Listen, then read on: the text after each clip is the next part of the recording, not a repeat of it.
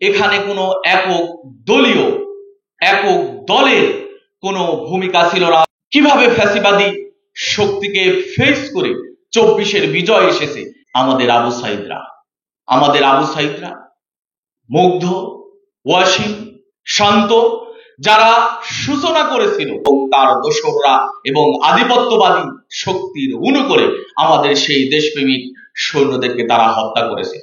আমরা যদি দেখি সবচাইতে বেশি ষড়যন্ত্র করা হয়েছে বিগত 15.5 বছরে। আমাদের শিক্ষা অঙ্গনকে ধ্বংস করা হয়েছে, শিক্ষার সংকট তৈরি করা হয়েছে, শিক্ষা অঙ্গনকে সন্ত্রাসীদের জায়গায় পরিণত করা হয়েছে, ছাত্রদের হাতে অস্ত্র মাদক থেকে শুরু করে নানাবিধ দেশ বিরোধী কর্মকাণ্ডে লিপ্ত করার মধ্য দিয়ে আমাদের এই প্রজন্মকে ধ্বংস করা হয়েছে। আমরা বলে এসেছি আমাদের শিক্ষায় এমন সংকট তৈরি হয়েছে, আমাদের এই প্রজন্ম যেন আধিপত্যবাদীদের বিরুদ্ধে নিজেদের মেরুদণ্ডকে দাঁড় করিয়ে কথা না বলতে পারে, সেই ষড়যন্ত্রটি তারা করে এসেছে। আমরা দেখতে পাই 24-এর আগে শাপলা চত্বর আমাদেরকে পীড়া দেয়। শাপলা চত্বরের নিরীহ মাদ্রাসার স্টুডেন্টদেরকে রাতের আধারে হত্যার পরে মিডিয়াতে প্রণোদিতভাবে তারা স্বীকৃতি দিয়েছে তারা কিভাবে শাপলা চত্বরের হত্যাকাণ্ড ঘটিয়েছে। কাজেই এই সকল ঘটনা 24-এর আগে 71-এর পরে সংগঠিত হয়েছে। আমরা দেখেছি অর্থ কেলেঙ্কারি, হাজার হাজার লক্ষ লক্ষ কোটি টাকা দেশ থেকে পাচার করে বিদেশে নিজেদের বাড়ি, নিজেদের আরেকটি আবাসস্থল গড়ে তুলেছে এবং আয়েশি জীবন যাপনে ব্যস্ত, যার যে দৃশ্য আমরা এখন দেখতে পাই এটা হলো আমাদের 24-এর আগের দৃশ্য। আমরা যদি আপনাদেরকে বলি আমাদের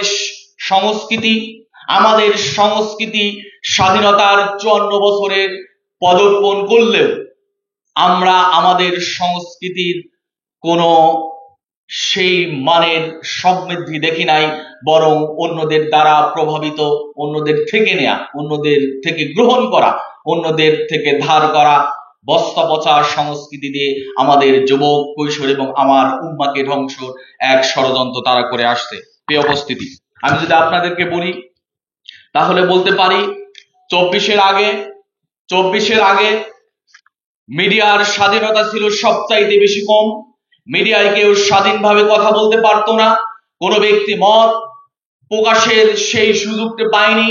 যখন আমরা স্পেশালি ইসলামী ছাত্র শিবির এবং সেই ফ্যাসিবাদ বিরোধী শক্তি যারাই ছিল, যখনই তারা তাদের বিরুদ্ধে কথা বলেছে তখনই তাদেরকে গ্রেফতার, জুলুম, নির্যাতন, রিমান্ডের নামে নানা জুলুম এবং নির্যাতন শিকার হতে হয়েছে।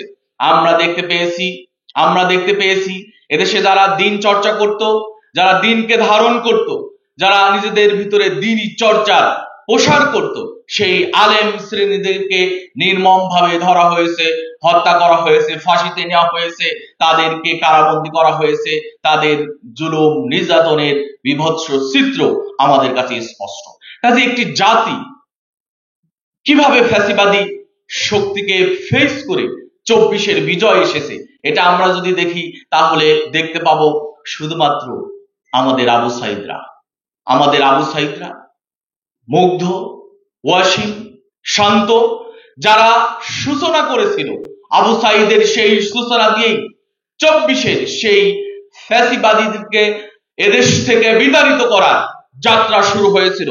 আমরা যদি দেখি সেই আন্দোলনে সকল দল বল নির্বিশেষে সবাই অংশগ্রহণ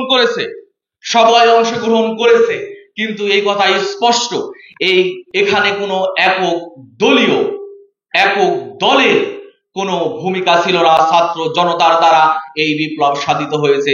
আজকে আমরা দেখতে পাচ্ছি একটি শক্তি, একটি চক্র এখনো সেই বিপ্লবকে প্রতি বিপ্লবে পরিণত করার ষড়যন্ত্রে লিপ্ত আছে। আমরা দেখতে পাচ্ছি আমাদের শহীদদের সেই আত্মত্যাগ, আহত পুঙ্গত্ব বরণকারীদের সেই ত্যাগকে ধারণ করার মতো শক্তি আমাদের এই প্রজন্মের অনেক ব্যক্তিরাই সেই এই প্রজন্মের সেই ত্যাগকে স্বীকৃতি দিতেও অনেক ক্ষেত্রে তারা দ্বিধাদ্বন্দ্ব